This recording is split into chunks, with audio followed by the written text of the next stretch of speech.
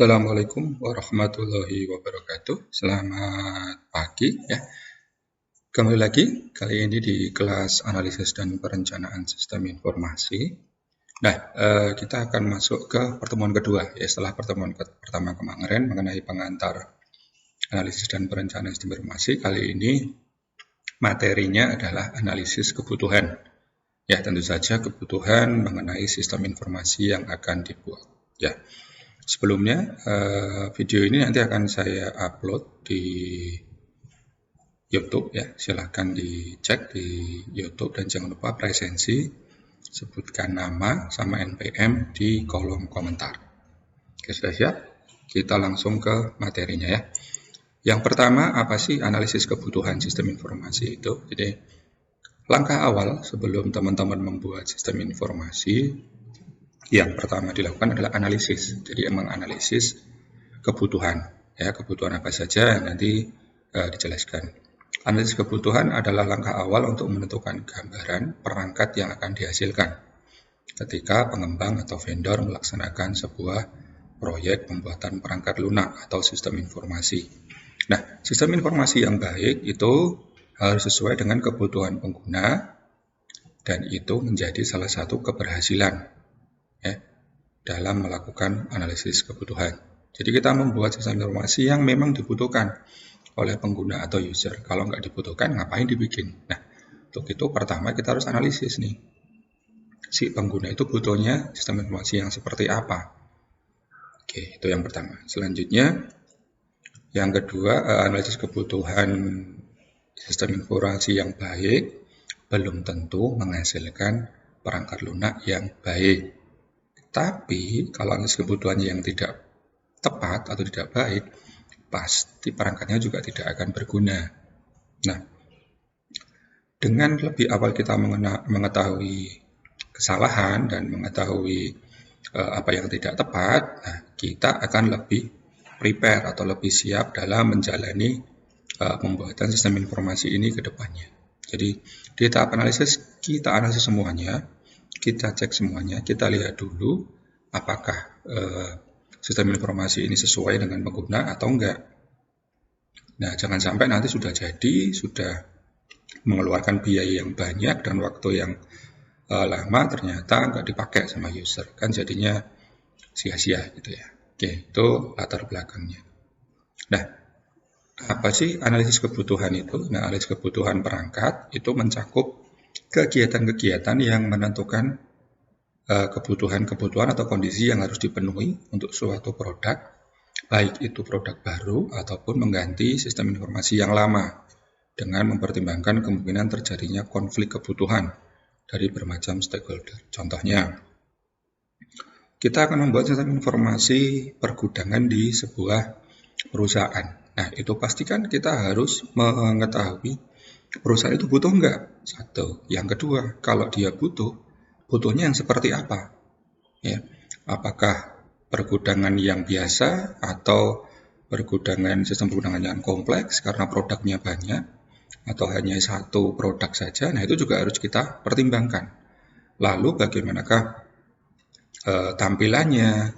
Terus dari pihak direkturnya, pihak keuangannya itu setuju atau enggak? Nah, itu juga harus dianalisis. Apakah sistem ini dibutuhkan sama perusahaan tersebut? Jika nggak dibutuhkan, ya buat apa bikin? Oke, lanjut ya. Oh ya, yang mau nanya, monggo silakan. Nanti langsung tulis di kolom komentar, kita diskusi di sana. Nah, selanjutnya analisis kebutuhan mempunyai peran penting dalam kesuksesan suatu proyek sistem informasi atau perangkat lunak. Dan yang pasti, kebutuhan itu harus terdokumentasi. Jadi harus ditulis, harus difoto atau segala macam. Terus kebutuhan itu dapat ditindaklanjuti dengan cara diukur, diuji, dan berkaitan dengan kebutuhan dan peluang bisnis di perusahaan tersebut. Serta memiliki tingkat kerincian yang cukup untuk perancangan sistem.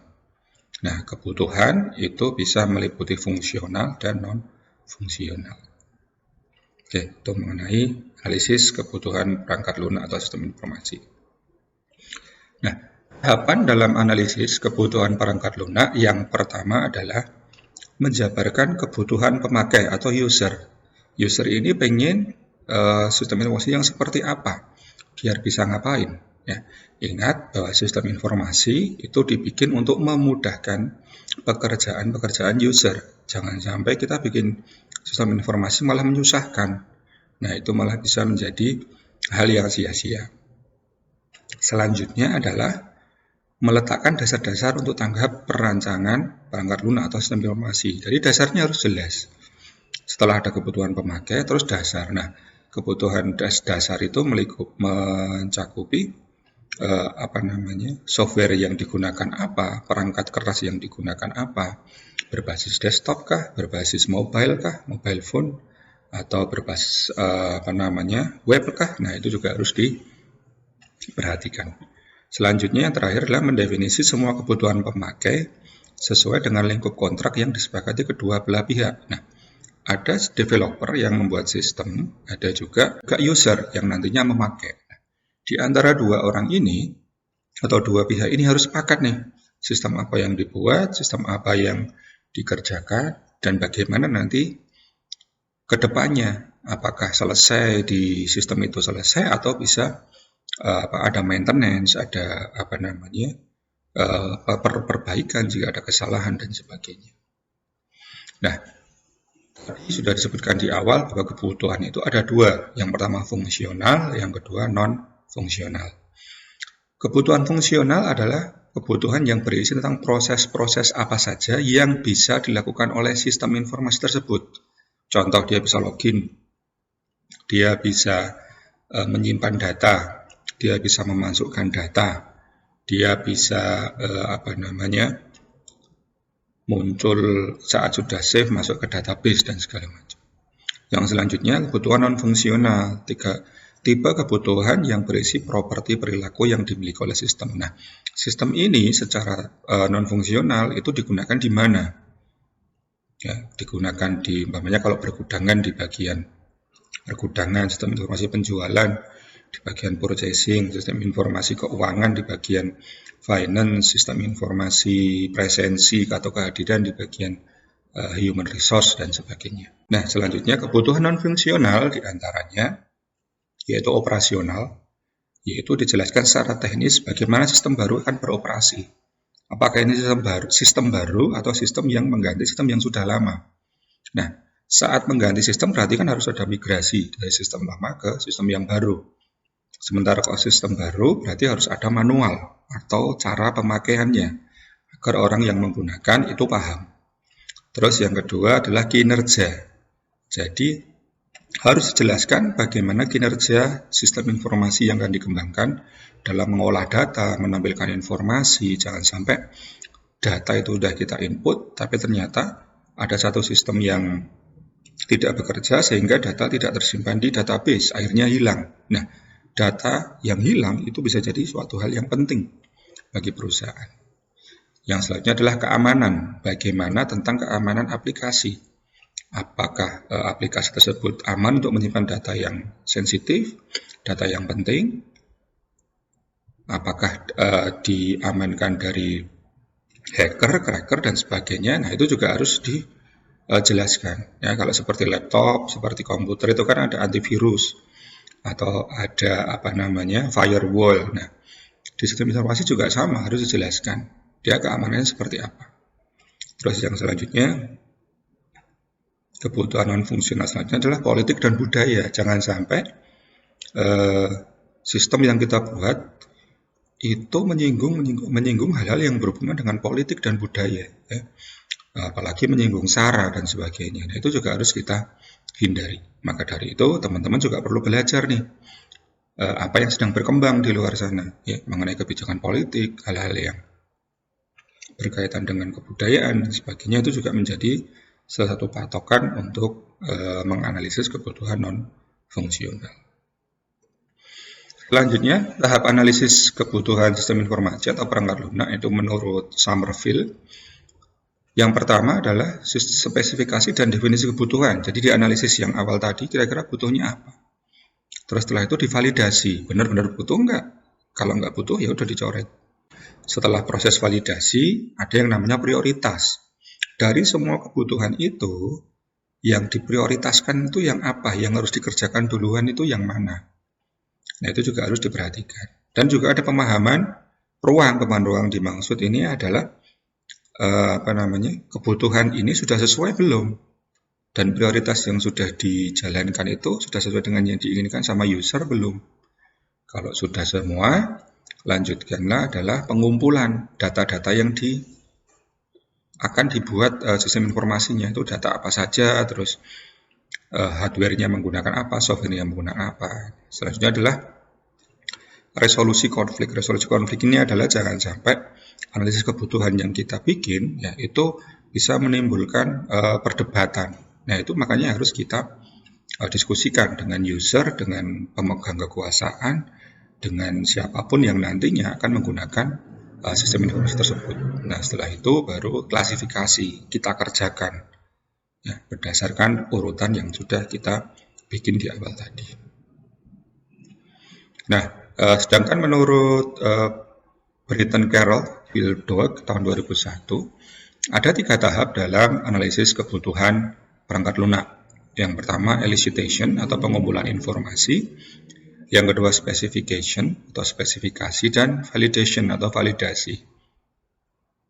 Yang pertama elicitation atau pengumpulan informasi itu bertujuan untuk mengumpulkan sebanyak mungkin informasi mengenai problem domain, ya, usernya, kliennya, terus sistem yang diinginkan itu seperti apa. Nah, itu harus dikumpulkan informasinya. Nah, cara untuk melakukan mengumpulkan informasi ada di antaranya wawancara, kuesioner, skenario, atau prototyping. Prototyping itu kita membuat purwarupanya atau contohnya, contoh sistemnya. Nanti kita cobakan ke user, apakah user oke atau ada sesuatu yang perlu diperbaiki. Nah, di situ salah satu cara untuk pengumpulan informasi. Yang kedua adalah specification. Di informasi yang sudah dikumpulkan selama proses pengumpulan informasi itu dianalisa dan direkam, terus menggunakan teknik modeling dan tekstual untuk menunjukkan kira-kira ada masalah nggak? Kalau ada masalah, solusinya seperti apa? Nah, metodenya bisa spesifikasi formal, bisa prototyping. Jadi prototyping tadi dilihat kurangnya di apa. Yang terakhir adalah validasi atau validation. Jadi setelah informasi dikumpulkan, dianalisis, nah divalidasi benar nggak ini informasi ini sesuai atau dibutuhkan sama user, sama stakeholder, sama sistem, dan sebagainya. Itu cara untuk metode untuk tahapannya juga banyak. Ada wawancara, ada kombinasi dari elicitation, jadi yang 4 itu, inspeksi vagan, dan juga prototyping. Inspeksi vagan itu seperti diskusi. Nah, selanjutnya tadi analisis kebutuhan perangkat lunak itu ada wawancara, jadi kita melakukan wawancara langsung dengan user, bagaimana kebutuhannya, apa yang dibutuhkan, sistemnya seperti apa. Atau kita bisa bikin kuesioner, jadi kita bikin pertanyaan dalam selembar kertas atau mungkin online menggunakan form. Nah, nanti si user tinggal mengisi sesuai nggak sesuai atau tidak, dibutuhkan atau tidak. Nah, itu terus selanjutnya adalah analisis dokumen. Nah, kadang dokumen-dokumen ini itu dokumen dokumen dari kertas itu dialihkan ke dokumen digital. Nah, itu juga butuh effort atau butuh analisis. Terus observasi itu kita terjun langsung ke lapangan. Nah, kita cek nih kebutuhannya. Contoh sistem pergudangan. Nah, kita butuh sistem pergudangan untuk gudang apa saja, untuk produk apa saja. Sistem keuangan, nah sistem keuangan kita tanya nih orang-orang di keuangan, orang-orang di pengguna dan sebagainya. Terus ada joint application development. Nah, ini seperti kita bikin forum diskusi. Kita diskusi dengan stakeholder, dengan user, dengan expert system dan sebagainya. Kita diskusi di situ kira-kira apa yang dibutuhkan. Nah, ini nanti saya skip aja, tadi sudah saya jelaskan, observasi, kuesioner, analisis dokumen, joint application development, dan sebagainya. Nah, setelah itu, selanjutnya adalah spesifikasi kebutuhan perangkat lunak. Nah, setelah tadi selesai berbagai macam cara, kita udah punya data, terus kita cek nih kebutuhan sistemnya itu apa saja, ya, mulai dari hardware-nya, software-nya, dan segala macam. Terus requirement atau kebutuhan dari masing-masing hardware dan software itu juga harus jelas. Mungkin itu materi hari ini mengenai analisis kebutuhan. Ini beberapa buku yang bisa teman-teman baca. Ya, seperti kemarin ada Roger S. Pressman, terus ada Ian Somerville, Software Engineering, Candle and Candle, System Analysis and Design, sama Jacobson Iva, Process and the UML, Rational Software Corporation. Nah, ini kayaknya udah ada semua e-booknya. Oke, silakan dicari di Google ya e-booknya, atau kalau mau nyari bukunya itu di perpustakaan juga sudah ada. Oke, gitu. Sekian dari saya. Terima kasih banyak atas perhatiannya. Semoga apa yang saya sampaikan bermanfaat buat teman-teman. Silakan, sekali lagi jangan lupa untuk presensi, silakan menuliskan NPM dan nama di kolom komentar. Jangan lupa juga buat subscribe. Oke, terima kasih atas perhatiannya. Wassalamualaikum warahmatullahi wabarakatuh. Stay safe, stay healthy, kuliah UPI aja.